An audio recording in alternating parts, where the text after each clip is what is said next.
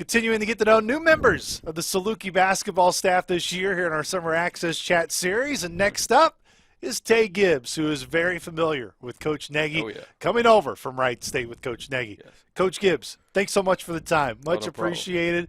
What's the transition been like with Coach Nagy here to Carbondale for you? Oh, it's been great. I will honestly say just being with Coach, he seems like a breath of fresh air for him. New beginning, new start. Just excited to be with him again. I'm forever grateful that he brought me with him with this new staff.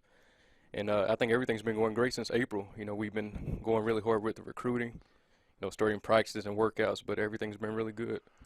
It's what you sign up for. Talked about that with many of the other assistants throughout the summer.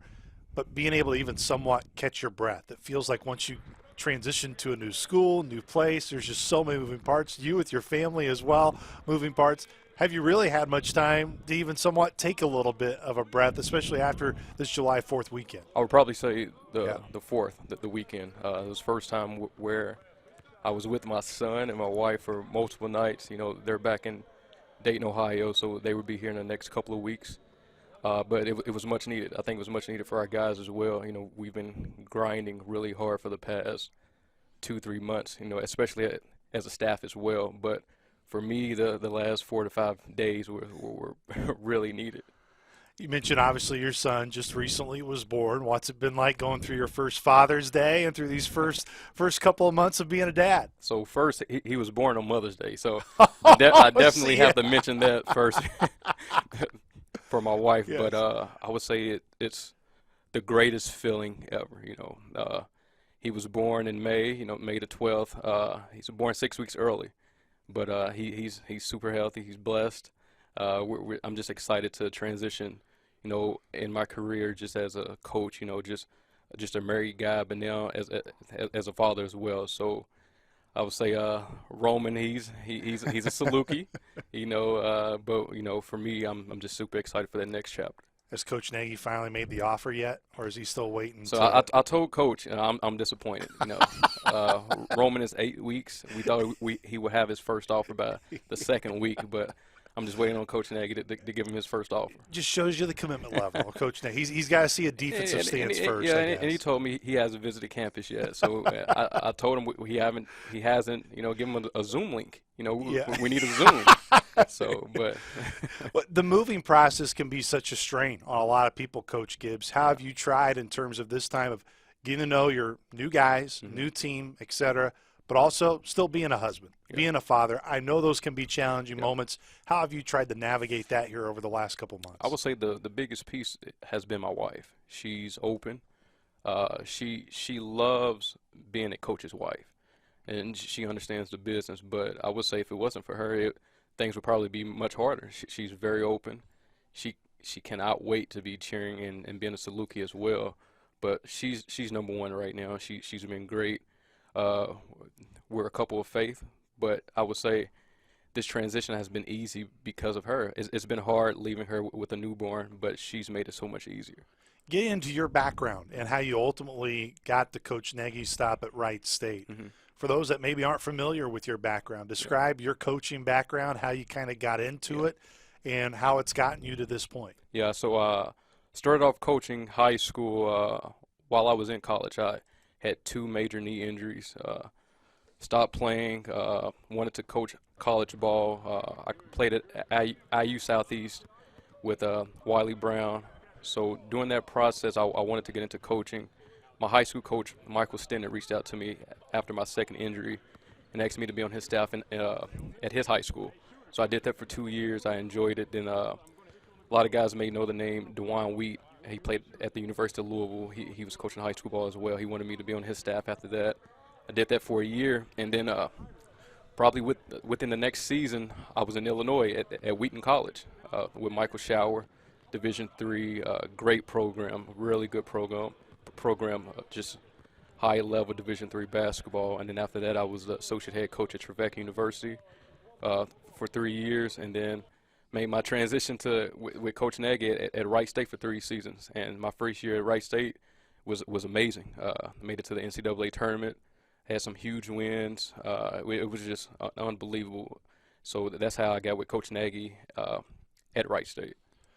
What was it about him that drew you there? Other than, I'm sure, getting to Division I Yeah. level at some point was a goal, but why was working for him going to be something you could see yourself doing? So funny story. So it was probably August or September when I got a phone call. It was a mutual friend that knew both of us. Said they had an opening on their staff. Coach Nagy called me and asked me if I could meet him at the world famous Waffle House. And this was at the time I was in Nashville. His in-laws were in Nashville, and the conversation started off about basketball and coaching and video ops stuff.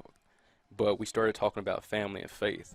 And after that conversation, I said, man, I can see myself really working for this guy. And he told me he was going to, let me know. He had other guys he had to talk to. But within 24, 48 hours, he called me and offered me the job. And I knew that's something I wanted to do. And I was all in. I told him I would be there whenever he needed me to. But then I thought, like, man, I have to tell my wife. We're probably going to be moving to Dayton, Ohio. But, yeah, he offered me the job within 48 hours. But I knew that was a guy I could work for based off the conversation that wasn't about basketball. What when it got to basketball, when you've been around him at practices, been able to get obviously a up close look at it this summer, but what do you believe are his biggest strengths? What do you like about him as a head coach from the different practices you've been around that you're like, man, this guy, I mean, his record speaks for itself, but you being able to see it as another coach, what do you respect most about him? Is he can get the best out of everyone, and not only his players but his coaching staff as well. And it's not micromanaging it at all. This is how, this is what needs to be done, and we need you guys to do it. And just from being with him, he just knows how to motivate to get you to do your best without, being over your shoulder. And I'm completely grateful for that as well. But I mean, he's a good motivator, and he's huge about relationships. Throughout this process, he's called and texted me multiple times, not only asking how I'm doing, but checking in to see how my wife and my son is doing as well. One of the areas it seems like, or at least one of the main positives of Coach Nagy's system, has been the offensive numbers recently. And you look at Ken Palm a year ago, you guys offensively were really good in terms of the efficiency numbers. What's the key to having those good offensive efficiency numbers within the scheme of what you're trying to teach the guys right now? I would say the biggest thing is for a coach is always playing inside out. I think that's why we led the country in field goal percentage. Take really good shots, even though we were fifth in the nation in scoring last season. So we played through the post, and then that's how we got good shots from the three-point line. So with coach is always pushing the break, but look inside first, playing inside out. And, of course, going into that, too, I know an area they wanted to see improve last year was defensively. Those numbers weren't where you necessarily wanted to. But you look at the makeup of this team that you have this summer, why can this team possibly be one of the better defensive teams that he's had in his coaching team? I would say probably the athleticism, the length of the guys that we have. We have guys that can switch 1 through 5, guys that can guard anyone. I think that's one thing we've been working on the past 3 to 4 weeks is, who can guard who. And it's not all about matchups right now. We've had to maneuver some of the freshmen just trying to guard the bigs, our guards just guarding guards. We're playing 1 through 5 right now, and guys are just guarding whoever. And I think with the makeup of our guys physically, I think we can be able to do that this season. You are a very soft-spoken guy. You're not necessarily someone you go to a practice and you're going to be the guy banging your chest and loud all the time. Yeah. But where do you see your strengths as an assistant, Coach Gibbs, of being a voice for the players and also being able to connect to them and get them to buy into what the whole staff is trying to get everybody to buy in terms of a program, not just being a good team? I would say just being an extension of coach. I know how coach is from being with him the past 3 seasons, and for me, it's about leadership and relationships as well. And I know my role, and it's not my job to grab a guy and yell at the guy during practice. I may grab guys one-on-one during practice, or grab guys and say, hey, come up to my office, let's watch film.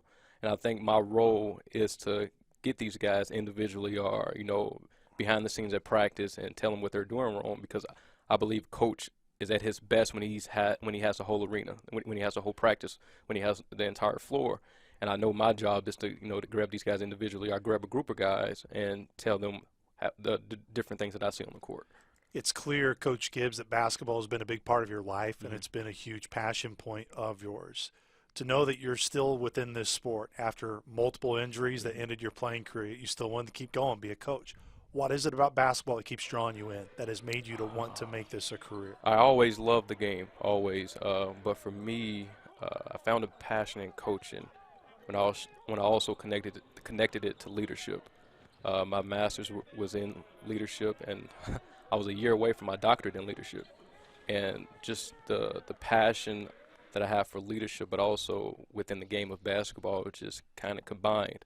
I love the X's and O's standpoint. I can watch a game that's overseas and just, break it down in my head. But I also love the fact that with leadership, I can motivate guys. I can create relationships. Just going to previous players' weddings and just forming those relationships that last forever, to me, is just really, really meaningful. To kind of dive in from a basketball standpoint, you watch a lot of film with the guys even right now during the summer. How important is it to not just maybe break in film of what they're doing in the summer, but maybe pinpointing guys at the professional level, integrating those type of film work in to show them, look, I know we're teaching you this, but this is how it can be done professionally as well. How do you go through that in working with guys specifically and trying to navigate those ways to make them learn in other ways outside of just watching film of a Saluki basketball practice? I would say one of the biggest things is player comps, but also getting to know our players one-on-one, and that's when you ask them, which players do you like watching? If they give me a couple of players, I can clip up some of their clips on film and try to combine it to look at their our player stuff as well. So I think player comps is huge. We're big off playing off 2 feet. And I loved watching the Sacramento Kings play the past 2 seasons, and that's a pro team, and we have a lot of people do individual training, and a lot of stuff is off 1 foot now. But to see a pro NBA team scoring a lot of points, I clip a lot of their stuff to show our guys this is how you can be more efficient on the offensive end. This time during the summer, I know the guys just had a nice break. They're coming back now, trying to get back into the groove a little bit after a break.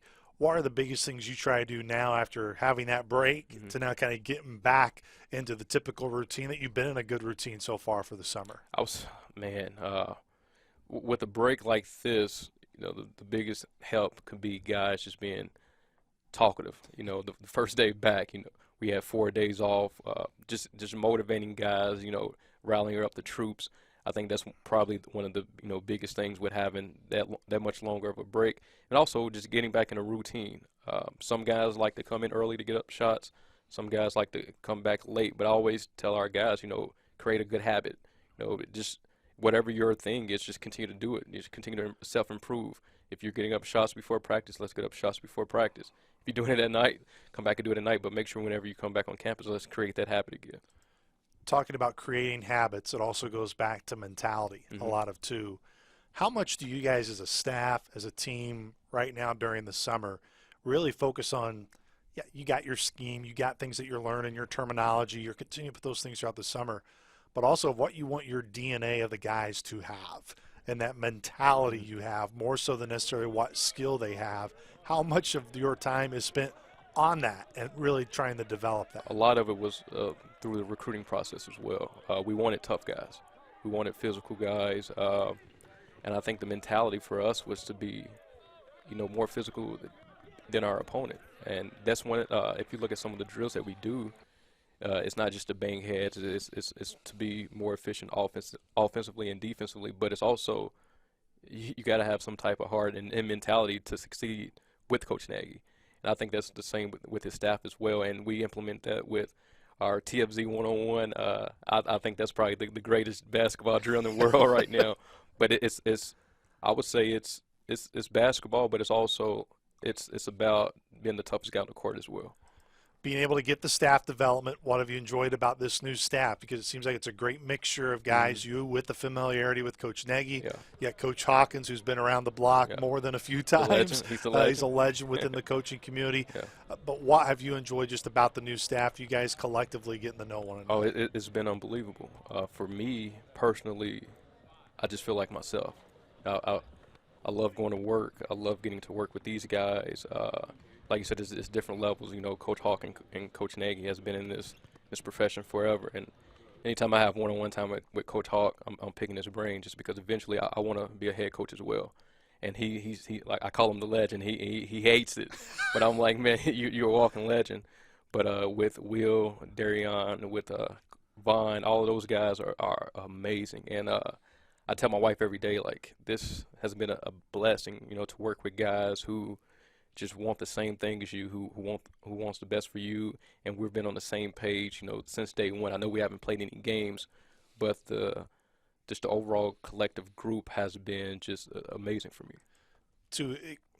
To kind of piggyback off of your answer a bit, you mentioned earlier how you want to be an extension of Coach Nagy. Mm-hmm. And you look at teams, I think a lot of times when teams maybe aren't successful, fans or outside noise, whatever it may be, could just say, well, the team just wasn't good enough. And a lot of that onus can go on the players, and maybe somewhat deservingly so. But when you're kind of behind the scenes and you see it, many times it could also be a coaching staff is not united as well.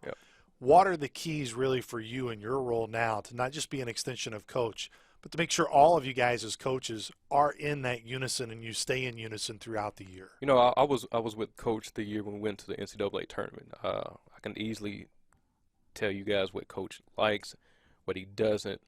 He's been amazing with, allowing our strengths to be our strengths. Whatever you're good at, you do this. Like this morning we had a coaches meeting, and we were going over the practice plan, and he wanted us to do whatever we thought we were best at. And I'm always grateful, for him and his trust within us as a staff. And I think trust is key as well. When your leader trusts you, you feel like you can do the greatest job ever because you understand that he knows that you can do your best. Now, occasionally I will see you having some shooting contests with whether it be Fox, Joe, Coach Reddick. Coach Gibbs has got the most wins, right? Especially when you throw Coach Reddick and you in that mix. Easily. Like no debate about it. Yeah, I told these guys, unless you bring Steph Curry in the gym, I'm easily the best shooter in the gym. We may have to try to do that just at one point in time, just to see if you can really stack up. Last question for you here, Coach Gibbs, before we get you on your way. Again, a lot of summer still to go, and it can go by quickly. What are most important right now for the guys just in terms of what they want to continue to develop on, what your biggest message is to them at this moment? Trust the process. Trust it. Everyone can easily fall in love with winning, but does everyone want to do what it takes to win? And I would say that for me, even as a coach, some days are hard. Some days are really hard, but I enjoy winning. But how much do I enjoy that process of trying to get to that win? And I tell our guys that too, just trust us, but trust the work that you're going to put in. But you have to put in that work and enjoy that process, because I love the fruits of your labor, like all the work that you put in and finally seeing the results of it. And I think some of our guys are seeing it in the weight room. Some guys are seeing it with individual workouts. But I'm starting to think just from today's practice, we're starting to see it as a group as well, and just continue to trust it. We're going to have bumps on this road, but I just think this team could be special, and just continue to, like I said, trust this process. Coach Gibbs, appreciate the time today. Appreciate your time all summer. It's been great to get to know you so far, and looking forward to the rest of the summer and basketball season. We'll be here before we know it. Appreciate the time, Coach Gibbs. Thank you.